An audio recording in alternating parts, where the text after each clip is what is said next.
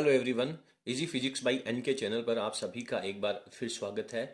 Chapter number 14 परमाणुवीय भौतिकी अपन पढ़ रहे हैं और उसमें अपन ने नील्स बोहर की 3 परिकल्पनाएं पढ़ी थी। अपन ने पढ़ा था कि नील्स बोहर के अनुसार जो परमाणु होता है उसकी संरचना में जो इलेक्ट्रॉन है वो नाभिक के चारों ओर अनेक स्थायी वृत्ताकार कक्षाओं में गति करता है।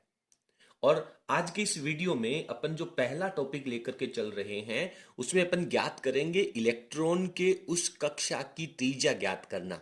नाभिक के चारों ओर इलेक्ट्रॉन अनेक कक्षाओं में, अनेक निश्चित कक्षाओं में, अनेक स्थायी कक्षाओं में, अपन कौन सी कक्षाओं में? नील्स बोहर की दूसरी परिकल्पना कहती है कि इलेक्ट्रॉन केवल उन्हीं कक्षाओं में गति करता है जिसमें उसका कोणीय संवेग h/2 का पूर्ण गुणज होता है। तो इस तरीके से नील्स बोहर की जो 2 परिकल्पनाएं अपन ने पढ़ी हैं, दोनों परिकल्पनाओं का उपयोग करते हुए किसी कक्षक की त्रिज्या का व्यंजक व्युत्पन्न करने वाले हैं। बोर्ड परीक्षा में ये प्रश्न 2 नंबर का मुख्य रूप से पूछा जाता है। इसके ऊपर आधारित आंकिक प्रश्न भी पूछे जाते हैं और कंपटीशन एग्जाम्स के अंदर इस डेरिवेशन का जो रिजल्ट आएगा उसके ऊपर आधारित प्रश्न पूछे जाते हैं। तो कुल मिलाकर के ये प्रश्न हर प्रकार की परीक्षाओं के लिए बेहद महत्वपूर्ण है।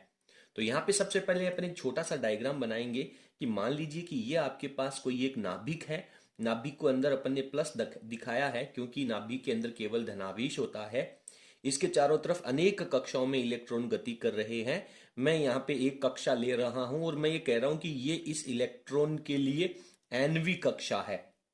ठीक है, एनवी कक्षा है और इसमें इलेक्ट्रॉन है, वो गति कर रहा है। तो इलेक्ट्रॉन का वेग जो होगा उस वेग को अपन Vn कह देंगे और इस कक्षा की जो त्रिज्या होगी उस त्रिज्या को अपन Rn कह देंगे। nवे कक्षक की त्रिज्या है। अब आप जानते हैं कि यहाँ पे पहली परिकल्पना जो नील्स बोहर की पढ़ी थी उसमें पढ़ा था कि इलेक्ट्रॉन के ऊपर बाहर की तरफ एक फोर्स लगेगा जिसे अपन अभिकेंद्रीय बल कहते हैं और उस अभिकेंद्रीय बल को संतुलित करने का जो कार्य है वो इलेक्ट्रोस्टैटिक फोर्स करेगा। इस इलेक्ट्रॉन के और इस नाभिक के बीच में लगने वाला आकर्षण बल, ये अपन ने नील्स बोहर की परिकल्पना में पढ़ लिया था बहुत अच्छे तरीके से। ठीक है, तो इन्हीं चीजों का उपयोग करते हुए इस nवे कक्षक की त्रिज्या का व्यंजक व्युत्पन्न करेंगे। तो सबसे पहले आप लोग यहाँ पे क्या चीजें लेकर के चल रहे हैं उससे रिलेटेड एक छोटा सा पैराग्राफ लिखना चाहिए। अपने को लिखना चाहिए कि एक इलेक्ट्रॉन है वो परमाणु की nवी कक्षा में गति कर रहा है, उसका जो वेग है वो Vn है और उस कक्षा की त्रिज्या जो है वो Rn है। और मान लेते हैं कि इलेक्ट्रॉन का जो द्रव्यमान है वो m है। ठीक है, और अब अपन नील्स बोहर की परिकल्पनाएं लेकर के इसका व्यंजक व्युत्पन्न करेंगे। तो फटाफट मैं इसका पैराग्राफ लिख देता हूं। तो बहुत शॉर्ट में लिखते हुए मैंने लिखा है कि माना परमाणु की nवी स्थायी कक्षा और उस स्थायी कक्षा की त्रिज्या कितनी मान लेते हैं? Rn मान लेते हैं। nवी कक्षा है तो उसकी त्रिज्या Rn लिखेंगे। पहली कक्षा होती तो R1, दूसरी कक्षा होती तो R2। तो nवी कक्षा की त्रिज्या Rn ले लेते हैं और इस कक्षा में जो इलेक्ट्रॉन है वो Vn वेग से गति कर रहा है। ठीक है, तो अब अपन लिखेंगे नील्स बोहर की परिकल्पना के अनुसार। नील्स बोहर की परिकल्पना से प्रथम परिकल्पना लिख सकते हैं या डायरेक्ट परिकल्पना लिख सकते हैं। नील्स बोहर की परिकल्पना से नील्स बोहर क्या कहता है कि इलेक्ट्रॉन केवल उन्हीं कक्षाओं में, आपको ये परिकल्पना यहां पे लिखनी चाहिए, उन्हीं कक्षाओं में गति करता है जिसमें उसका क्या होता है? गति करता है जिसमें उसका कोणीय संवेग, जिसमें उसका कोणीय संवेग याद होगी ना आप लोग। कोणीय संवेग क्या होगा? h/2 का पूर्ण गुणज होता है। ठीक है, तो आप ये इसकी परिभाषा लिख दें तो बहुत बढ़िया बात है। अगर डायरेक्ट लिखेंगे तो भी चलेगा, पूर्ण गुणज होता है। आप लिख सकते हैं नील्स बोहर की पहली परिकल्पना के अनुसार। तो या नील्स बोहर की परिकल्पना के अनुसार अब आप इस परिकल्पना का मैथमेटिकल रूप लिखो। तो कोणीय संवेग होता है सर mv r, लेकिन v को अपन vn लिखेंगे क्योंकि वेलोसिटी vn लिखी है और nवे कक्षक की त्रिज्या को rn लिखा है। This is equals to nh upon 2 pi, और ये आपके पास इक्वेशन नंबर 1 हो जाएगी। तो निल्स बोहर की पहली परिकल्पना लेकर के अपने को यहाँ पे चलना है। अब अपन निल्स बोहर की दूसरी परिकल्पना भी लिखेंगे और अपने को लिखने होगा कि इलेक्ट्रॉन जब वृत्ताकार कक्षों में गति करेगा तो उसके ऊपर लगने वाला जो अभिकेंद्रीय बल है mv² अपॉन r जो है, उसकी वैल्यू बाहर की तरफ लगने वाला बल है वो नाभिक और इलेक्ट्रॉन के बीच आकर्षण बल के कारण संतुलित हो जाएगा। ठीक है, फटाफट आप स्क्रीन को पॉज करके इस समीकरण नंबर 1 को लिख लीजिए, मैं आगे चलता हूं। यहां पर अपन लिखेंगे बोहर की दूसरी परिकल्पना से। ठीक है, यहां पे मैं लिखता हूं बोहर की दूसरी परिकल्पना से। दूसरी परिकल्पना, तो ये दूसरी परिकल्पना जो है वो आप लिख सकते हैं, आप ऊपर वाले को पहली परिकल्पना कह दिया, इससे कोई विशेष फर्क नहीं पड़ना है। दूसरी परिकल्पना क्या होगी कि इलेक्ट्रॉन के ऊपर लगने वाला जो आकर्षण बल है वो उस अभिकेंद्रीय बल के बराबर होगा। तो यहां पे अपने को लिखना होगा mv² अपॉन r। nवे कक्षा की बात कर रहे हो तो n भी लगेगा। This is equals two electron और नाभिक के बीच में लगने वाला आकर्षण बल। कूलाम का नियम क्या कहता है सर? k की जगह लिखूंगा मैं 1/4πε0 अपॉन 4πε0। इसके बाद में चाहिए मुझे Q1। Q1 क्या हो गया? नाभिक के अंदर का आवेश। नाभिक में कितना धनावेश है? एक प्रोटॉन का आवेश E लिख दूं और प्रोटॉनों की संख्या को Z लिख दूं, तो Ze जो है वो नाभिक के अंदर का धनावेश हो जाएगा। और अपन बल किस पे निकाल रहे हैं? एक इलेक्ट्रॉन के ऊपर, जिसकी कक्षा की त्रिज्या आप कैलकुलेट कर रहे हो। तो इलेक्ट्रॉन का आवेश E होता है, तो इसको मैं E से मल्टीप्लाई करूंगा तो E² लग जाएगा और बटा में R², और R किसका? nवे कक्षक की त्रिज्या का स्क्वायर लगेगा। तो ये समीकरण नंबर 2 आ जाएगा। सिंपल, कुछ विशेष बात नहीं है। निल्स बोहर की दोनों परिकल्पनाएं अपने को यहां लिखनी होंगी। निल्स बोहर की दोनों परिकल्पनाएं अपन ने पिछले वीडियो में अच्छे से तैयार कर ली हैं, वही दोनों परिकल्पनाएं अपने को यहाँ पे लिखनी है। अब समीकरण नंबर 1 और 2 को थोड़ा ध्यान से देखिए और आप अपना उद्देश्य अपने दिमाग में रखिए। आपको इस प्रश्न में करना क्या है? nवे कक्षक की त्रिज्या Rn का मान अपने को कैलकुलेट करना है। तो यदि आप थोड़ा सा ध्यान से देखेंगे तो सर यहाँ पे Rn है, यहाँ Rn का स्क्वायर है, तो ये जो Rn है वो इस स्क्वायर से कैंसिल आउट हो जाएगा। ठीक है, और अब अपने को करना क्या है? अपने को यहां से इस इक्वेशन से Rn का मान निकालना है। तो आप चाहें तो Rn का मान निकालने के लिए आप Vn को यहां से हटा दें, या फिर समीकरण नंबर 1 में से Vn का मान निकाल करके समीकरण नंबर 2 में जहां Vn है वहां रख दें। कुल मिलाकर के Vn को अपने को यहां से हटाना है। दो चीजें अपने पास वेरिएबल है, एक कक्षक की त्रिज्या और एक इलेक्ट्रॉन का वेग। अगर कक्षक की त्रिज्या निकालनी है तो Vn को हटाना है, और Vn की वैल्यू निकालनी होगी अगले डेरिवेशन में तो Rn को अपन हटा देंगे। तो मैं यहाँ पे सीधा लिखूंगा समीकरण 1 से।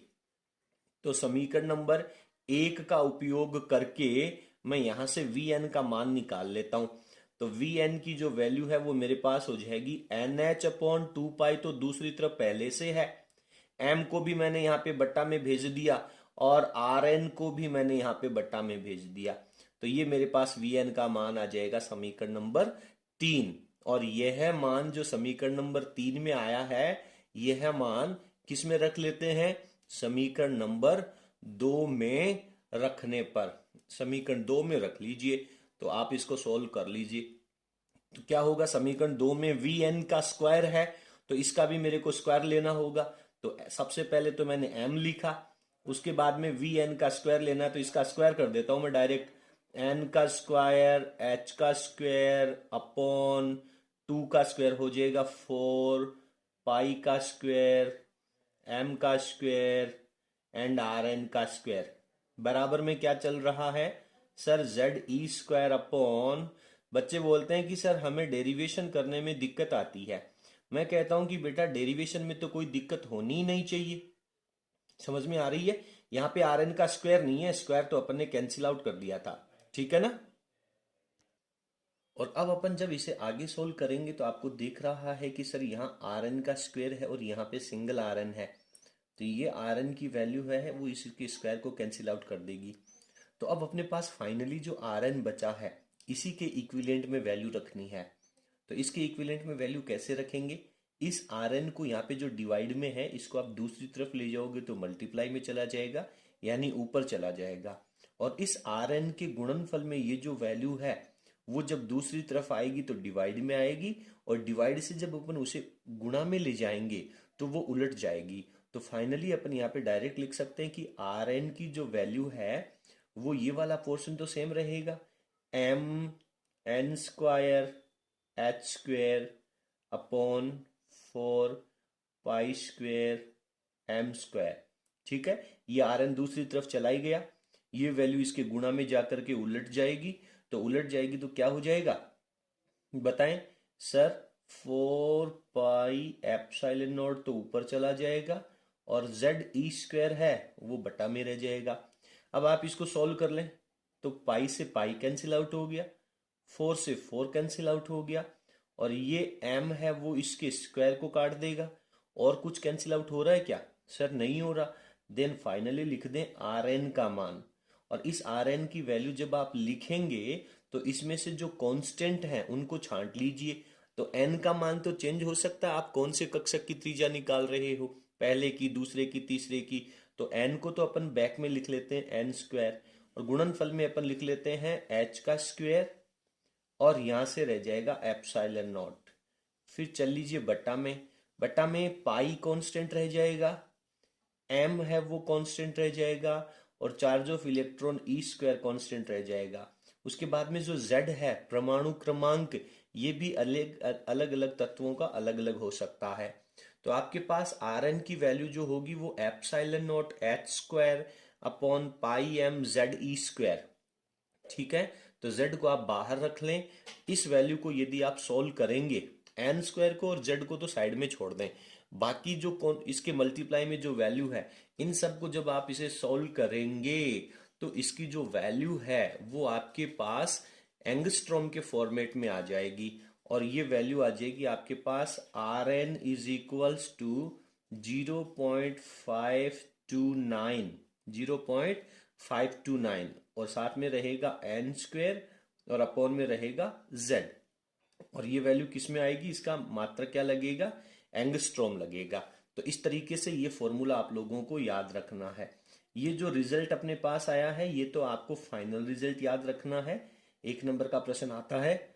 और ये जो गुणनफल में वैल्यू थी, इस वैल्यू को जब आप सॉल्व करेंगे, भले ही आप अपने रफ कॉपी में इसे सॉल्व करके एक बार देख लेना, इसकी जो वैल्यू आएगी वो 0.529 10 आएगी। तो 10 को हटा करके अपन ने एंगस्ट्रॉम में कन्वर्ट कर लिया, तो ये वैल्यू आ जाएगी।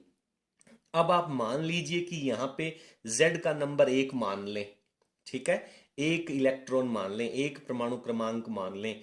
पहले कक्षक की त्रिज्या लगाओगे तो यहाँ पे 1 का स्क्वायर आएगा, दूसरे कक्षक की त्रिज्या लगाओगे तो 2 का स्क्वायर आएगा, तीसरे कक्षक की त्रिज्या लगाओगे तो 3 का स्क्वायर आएगा। सिंपल।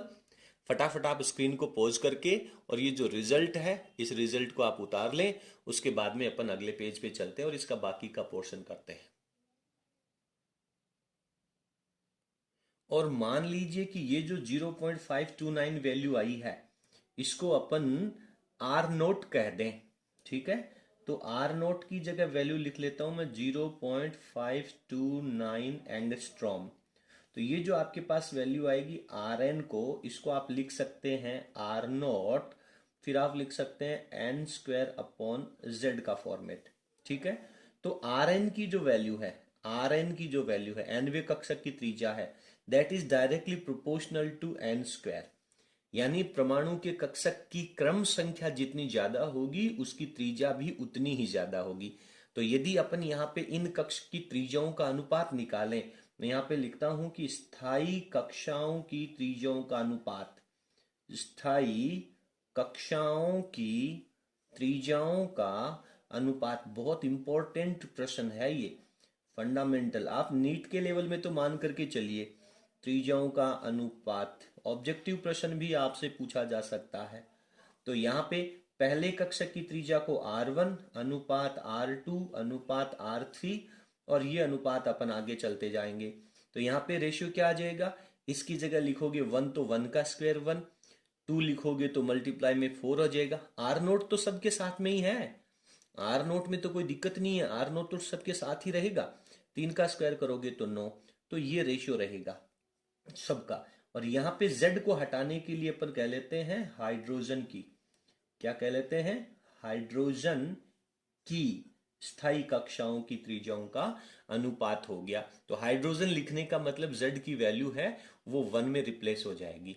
अब इसके बाद में यहाँ पे ये जो Z है ये हाइड्रोजन ना होकर के हाइड्रोजन के जैसा कोई समान अवयव भी हो सकता है, समान परमाणु भी हो सकता है। तो हाइड्रोजन के जैसे समान परमाणु का मतलब उसमें इलेक्ट्रॉन की संख्या 1 होनी चाहिए। जैसे हीलियम अगर आपने ले लिया तो उसमें से 1 इलेक्ट्रॉन निकाल दो तो हीलियम प्लस आयन बन जाएगा, और हीलियम प्लस आयन में 1 ही इलेक्ट्रॉन है तो आप उसे हाइड्रोजन के सदृश्य परमाणु कह सकते हैं। इसी प्रकार से लिथियम का परमाणु क्रमांक 3 है, उसमें इलेक्ट्रॉन की संख्या 3 होगी।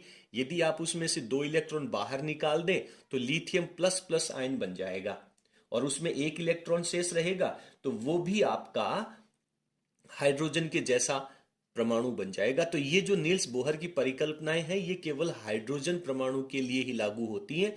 नील्स बोहर की कमियों में जब अपन चर्चा करेंगे तो ये इसकी सबसे मुख्य कमी बन जाएगी कि नील्स बोहर की परिकल्पनाएं केवल और केवल या तो हाइड्रोजन के लिए या फिर हाइड्रोजन के सदृश्य आयनों के लिए ही लागू होता है। तो यदि अपन कह दें कि हाइड्रोजन या फिर कह दें हीलियम प्लस या फिर कह दें लिथियम प्लस प्लस, इन आयनों की प्रथम कक्षाएं ले लीजिए, प्रथम कक्षाओं का अनुपात निकालना हो तो क्या हो जाएगा, प्रथम कक्षाओं का अनुपात। तो प्रथम का मतलब सर n की जगह तो वैल्यू 1 आ गई, n की जगह तो वैल्यू 1 आ गई, आर नोट सब में रहेगा ही सही, लेकिन हाइड्रोजन का परमाणु क्रमांक 1 आएगा, हीलियम का 2 आएगा, लिथियम का 3 आएगा। तो radius of hydrogen first orbit, radius of helium first orbit, radius of lithium plus plus first orbit, इनका जो रेशियो रहेगा वो 1, हीलियम में रहेगा 1/2, लिथियम में रहेगा 1/3। इस तरीके से रेशियो हो जाएगा। और यदि इस रेशियो को आप चेंज करना चाहें तो 3 × 2 6 से मल्टीप्लाई कर दें, ये अनुपात भी आप इसके उत्तर में लिख सकते हैं, और 6 से गुणा करेंगे तो 6 अनुपात 6 में 2 का भाग जाएगा 3 और 6 में 3 का भाग जाएगा 2, तो 6 अनुपात 3 अनुपात 2 भी उत्तर है वो आप ले सकते हैं। तो यहाँ पे अपन लिख देंगे कि Rn जो है वो एंटी प्रोपोर्शनल टू Z होता है। तो इसके ये जो रिजल्ट्स हैं वो बेहद महत्वपूर्ण है। बोर्ड परीक्षा में, ऑब्जेक्टिव प्रश्नों में, नीट के एग्जाम में और अनेक कॉम्पिटिटिव एग्जाम्स के अंदर यहाँ से प्रश्न पूछे जाते हैं। और यदि आप यहाँ पे N में और R के अंदर ग्राफ खींचना चाहें, N का मतलब हो जाएगा परमाणु के स्थायी कक्षक की क्रम संख्या, और Rn की वैल्यू हो जाएगी कक्षक की त्रिज्या। तो यहाँ पे Rn ना लिख करके सिर्फ R ही लिखना चाहिए। तो यहाँ पे ये जो R की वैल्यू है वो N के स्क्वायर के समानुपाती है। तो स्क्वायर के समानुपाती होने का मतलब इसका ग्राफ है वो इस तरीके से इंक्रीज होने वाला है। तो 1 नंबर का प्रश्न ये ग्राफ भी आपसे पूछा जा सकता है। क्लियर है? तो इस तरीके से हाइड्रोजन परमाणु के इलेक्ट्रॉन की स्थायी कक्षा की त्रिज्या का जो व्यंजक है वो अपने यहां पर कंप्लीट कर लिया है। ठीक है, अब इसके जैसे कुछ प्रश्न यहां पे अपने को एग्जांपल्स दे रखे हैं। अपन एग्जांपल नंबर 2 पढ़ने का प्रयास करते हैं। फटाफट आप स्क्रीन को पॉज करके और ये पूरे नोट्स लिख लीजिए। एग्जाम्पल नंबर 2 अपने से कह रहा है कि हाइड्रोजन परमाणु के जैसा लिथियम आयन दे रखा है Li++। इस आयन के प्रथम कक्षा की त्रिज्या ज्ञात कीजिए। R1 की वैल्यू ज्ञात करनी है। प्रथम कक्षा में n की जगह 1 रख देंगे तो आप डायरेक्ट फॉर्मूला लिखेंगे सर Rn का फॉर्मूला होता है वो 0.529 n² अपॉन Z एंगस्ट्रॉम होता है।